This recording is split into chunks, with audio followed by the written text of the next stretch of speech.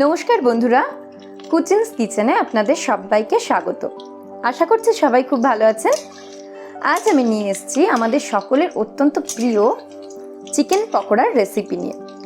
বৃষ্টির সন্ধ্যায় এক কাপ চায়ের সাথে এই চিকেন পকোড়া কিন্তু আমাদের সকলেরই খুব প্রিয়। তাই দেরি না করে এইরকম মুচমুচে চিকেন পকোড়া কিভাবে বানাতে হয় চলুন আমরা দেখে নিই। চিকেনটা ভালো করে পরিষ্কার করে ধুয়ে ওর মধ্যে দিয়ে দিয়েছি একটা লেবুর হাফ রস। আমি এখানে 200 গ্রাম চিকেন নিয়েছি, বোনলেস চিকেন, যেটা আমরা সাধারণত চিলি চিকেনের পিস হিসেবে ব্যবহার করি।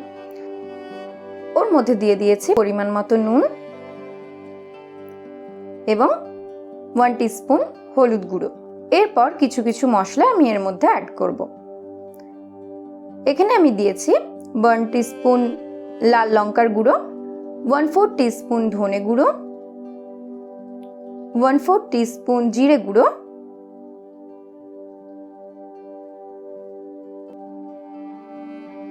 1 টিস্পুন কাশ্মীরি লাল লঙ্কার গুঁড়ো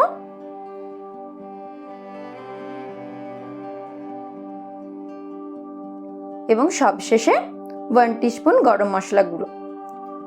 সমস্ত মশলাগুলো দেওয়ার পর ওর মধ্যে দিয়ে দিচ্ছি 1 চামচেরও কম হাফ চামচ আদা রসুন বাটা। এই বাটিতে আমি আলাদা করে একটা মিডিয়াম সাইজের পেঁয়াজ এবং 2টো লঙ্কা কুচিয়ে রেখেছিলাম। ওর সাথে একটা ডিম ফেটিয়ে পরিমাণ মতো নুন দিয়ে এই মিশ্রণটা এখানে রেডি করে রাখছি। ডিমটা এইভাবে আলাদা করে ফেটিয়ে যদি আমরা সমস্ত মশলাটা চিকেনের সাথে ম্যারিনেট করি তাহলে কিন্তু চিকেনটা খুব ভালোভাবে ম্যারিনেট হবে এবং ভেতর থেকে হবে জুসি এবং বাইরে থেকে হবে ক্রিস্পি। তাই ডিমটা আগে ফেটিয়ে এইরকমভাবে ম্যারিনেট করলে খুব ভালো হয়। সমস্ত মশলা এবং ডিম আমি একসাথে এইভাবে চিকেনের সাথে ম্যারিনেট করে এবার রেখে দেব আধ ঘন্টা। যদি সময় খুব কম থাকে তাহলে মিনিমাম 15 মিনিট কিন্তু এইভাবে ঢাকা দিয়ে রেখে দিতে হবে। আধ ঘন্টা পর এর সাথে আমি মিশিয়ে দিচ্ছি বেসন এবং চালের গুঁড়ো। আমি এখানে বেসনটা কিন্তু চালের গুঁড়োর থেকে পরিমাণে কম নিয়েছি, মানে যদি এখানে আমি 3 চামচ বেসন ব্যবহার করি তাহলে কিন্তু চালের গুঁড়ো ব্যবহার করতে হবে 5 চামচ। টোটাল আমি এখানে 5 চামচ বেসন এবং 7 চামচ মতো চালের গুঁড়ো ব্যবহার করেছি। আর মাখানোর সময় দেখে নিতে হবে চিকেনের গায়ে সমস্ত মশলা এবং ম্যারিনেট করা যে বেসন সেটা ভালোভাবে লেগে যাচ্ছে কিনা, আর এইরকম চটচটে এবং আঠালো একটা ভাব আসছে কিনা। দেখুন, প্রয়োজন পড়লে আবার অল্প করে বেসন নিয়ে নেবেন, কিন্তু প্রথমেই অনেকটা বেশি বেসন বা চালের গুঁড়ো কোনোটাই ব্যবহার করার দরকার নেই। খুব ভালোভাবে এগুলো ম্যারিনেট করে নিলাম। মিশ্রণটা ঠিক এইরকম হবে। এবার অল্প একটু নুন আবারও আমি ওর সাথে মিশিয়ে নিচ্ছি এবং সবশেষে দিয়ে দিচ্ছি বেকিং সোডা বা খাবার সোডা। এরপর চিকেনটা আমি ফ্রাই করব। কড়াই দিয়ে দিচ্ছি রিফাইন্ড অয়েল। তেলটা গরম হয়ে গেলে ওর মধ্যে একটা একটা চিকেন এইভাবে ছেড়ে দেব।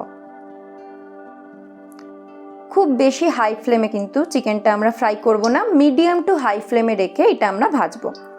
লো ফ্লেমে রাখলে কিন্তু খুব চিপচিপে অয়েলি হয়ে যাবে, মুচমুচে হবে না। আবার খুব হাই ফ্লেমে রেখে দিলে কিন্তু বাইরে থেকে লাল লাল হয়ে যাবে কিন্তু ভেতরটা কাঁচা রয়ে যাবে। তাই মিডিয়াম টু হাই ফ্লেমে রেখে আমরা চিকেনটাকে 3 থেকে 4 মিনিট টাইম নিয়ে ভেজে নেব। তাহলে কিন্তু চিকেনটা ভেতর থেকে একদম জুসি হবে এবং বাইরটা হবে খুব সুন্দর ক্রিস্পি, আর খেতেও দারুণ মজাদার। দেখুন, পকোড়াগুলো ভাজতে কিন্তু 3 থেকে 4 মিনিট এইরকম সময় লাগবে এবং আস্তে আস্তে কালার চেঞ্জ হতে থাকবে।